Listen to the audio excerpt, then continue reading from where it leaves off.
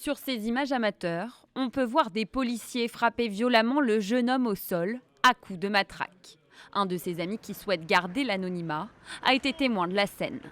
Je voyais Théo, en gros, il était là, il se faisait frapper avec des coups de matraque, gazeuse et tout. Et on voyait, en gros, il criait un peu, et il lui enlevait sa chaussure, il baissait son pantalon et tout, des trucs comme ça. Quand on voyait dans une vidéo, son pantalon était baissé, il était par terre, il avait du mal, en gros, à respirer, des trucs comme ça. Ils l'ont gazé fort, il avait mal, en gros. Après, il criait et nous, on était là. Après, quand on essayait de venir, on nous demandait de partir. À son arrivée au poste de police, le jeune homme de 22 ans raconte que les forces de l'ordre l'ont violé avec une matraque sur les lieux de l'interpellation. Alors qu'il saigne abondamment, il est emmené à l'hôpital. Un médecin constate une déchirure de l'anus sur 10 cm et prescrit 60 jours d'interruption totale de travail. Les 4 policiers mis en cause nient cette version des faits.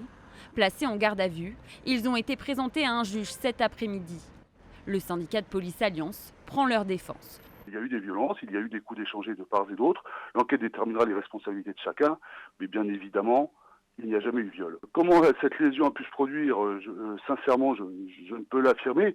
Bon, quoi qu'il en soit, ce coup de matraque était un coup de matraque, mais n'était pas fait pour violer. Était un coup de matraque peut-être pour maîtriser l'individu, le ramener peut-être à la raison, mais c'était un acte involontaire. Vendredi, le parquet de Bobigny a ouvert une enquête pour viol en réunion par personne dépositaire de l'autorité publique. Mais ce matin, les faits ont été requalifiés en violence en réunion. Le jeune homme, lui, est toujours hospitalisé.